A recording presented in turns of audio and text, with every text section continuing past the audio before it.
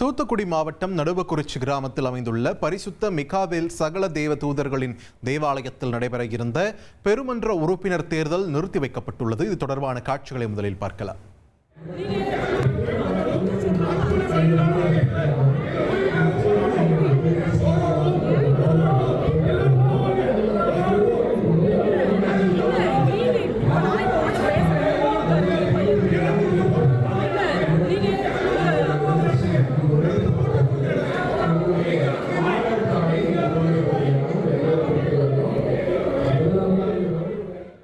கூடுதல் தகவல்களை வழங்க இணைகிறார் எமது செய்தியாளர் விஜயகாந்த்.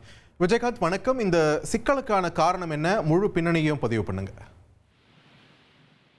வணக்கம் சார். அதாவது தென்னிந்திய திருச்சபைகளின் கீழ் செயல்படக்கூடிய தூத்துக்குடி நாசரேத் திருமண்டல பெருமன்ற உறுப்பினர்களுக்கான தேர்தல் ஒவ்வொரு 2 ஆண்டுகளுக்கு ஒரு முறை நடைபெறுவது வழக்கம். அந்த வகையில் இந்த ஆண்டுக்கான இந்த பெருமன்ற உறுப்பினருக்கான தேர்தல் இன்று தொடங்கியுள்ளது.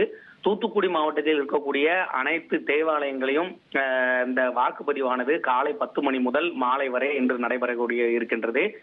இந்த தேர்தலானது பாத்தீங்கன்னா நீதிமன்ற, அதாவது ஓய்வு பெற்ற நீதிபதி ஜோதி மணி அவரது கண்காணிப்பில் இந்த தேர்தலானது நடைபெற்று வருகிறது. சில இடங்களில் வாக்குப்பதிவிற்கு முன்னதாகவே சில மோதல்கள் ஏற்பட்டதால் சில தேவாலயங்கள் நிறுத்தி வைக்கப்பட்டுள்ளது. குறிப்பாக தூத்துக்குடி அருகே இருக்கக்கூடிய சாயர்புரம் பகுதியில் செயல்பட்டு வரக்கூடிய நடுவக்குறிச்சி பகுதியில் இருக்கக்கூடிய தேவாலயத்தில் சுமார் 200 உறுப்பினர்களுடைய வாக்குப்பதிவு அங்கு இல்லாத காரணத்தினால அவர்கள் போராட்டத்தில் ஈடுபட்டனர்.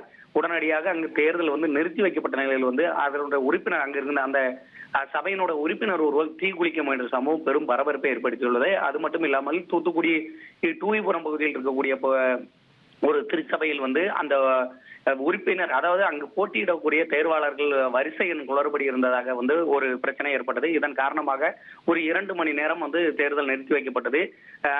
அதன் பின்பு அங்கு துப்பாக்கி ஏந்திய போலீஸ் பாதுகாப்பு போடப்பட்ட பின்னரே மீண்டும் அங்கு வாக்குப்பதிவு தொடங்கியுள்ளது.